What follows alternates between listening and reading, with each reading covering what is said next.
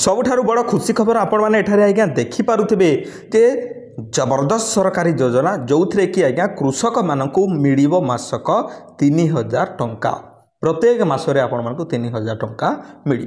तो सबुठारु बड़ प्रश्न उठुची जे आज्ञा देखंतु जे आमे माने जानिगले जे कृषक मानक मिल कृषक मानक कौन टंका इन्वेस्टमेंट करने को पड़ो कि केते मास पर्यंत इन्वेस्टमेंट करने को पड़ो ता सहित आपण मानकर मानदंड कौन रही योग्यता मानदंड कौन रही आउ केते वर्ष पर मिल से ही सब प्रश्नर उत्तर आपण मैंने पाइबे। तो मासिक जदि 3000 टंका पाइबापी इच्छुक अच्छा ताहले निहाती भाव में आपण मैंने भिडियो को शेष पर्यंत देखंतु।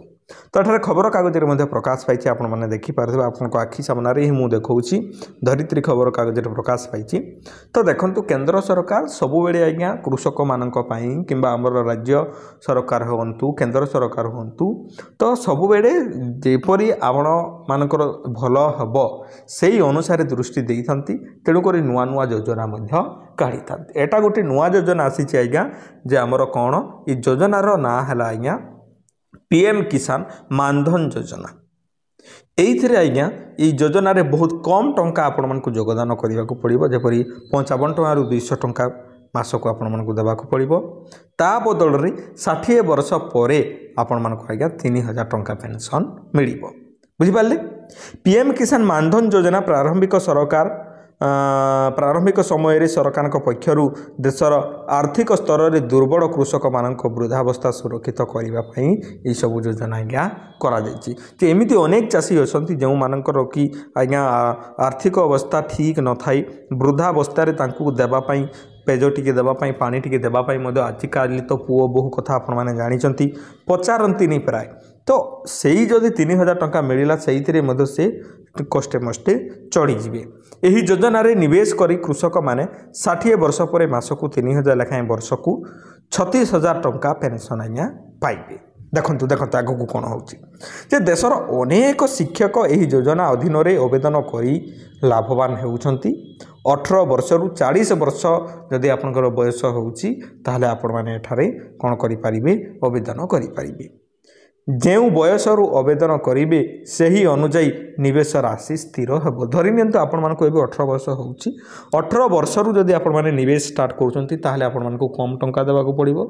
जदि आपनकर बयस जदि 25 हेलानी 30 हेलानी 35 हेलानी ताहले सेथिरे टिके अधिक टंका आपण मानक देबा को पड़िबो। जेपरि एठारे एग्जांपल दिया जाउची जे 18 वर्ष जदि आपण को होउची ताहले 55 टंका निवेश करिया को पड़िबो 60 वर्ष पर्यंत हेबा जाय बुझिपारे 60 वर्ष पर आपण मानक 3000 टंका मिल। एमिति वर्ष को आपण मानक 36,000 टंका मिल थाई। जदि केही एही योजना रे आवेदन करने को चाहूँगी तेबे से आपण को किसी शर्त मानिबा को आज्ञा पड़ी थाई। योजनार शर्त कौन चलतु देखा देखंतु एही योजनार लाभ लघु तथा सीमा निकटवर्ती कृषक पाई परिबे। एथिरे आपणक निकटरे 2 हेक्टर नचेत एठारु कम कृषि योग्य जमी जदि रही ताहले आपण माने अप्लाई करि पारिबे। जो कृषक मानकर 2 एकर रु आज्ञा अधिक जमी अच्छी से माने अप्लाई करि पारिबे नाही। पट्टादार जगह कथा आज्ञा कहूँ विदाउट पट्टा आपण मैंने जदि जबरदखल करके कर ताहले आपण माने अप्लाई करि पारिबे। एटा मध्ये बड़ प्रश्न थिला मु आपण मानकु कहि रखुची कि पट्टादार जदि 2 एकर रु आपण मानकर ऊर्ध्व अछि ताहले आपण माने अप्लाई करि पारिबे नाही। योग्यता मानदंड तो जानिगले आपण माने एबे आसुची देखंतु केउ कागजपत्र आपण मानकु आवश्यकता पड़िबो।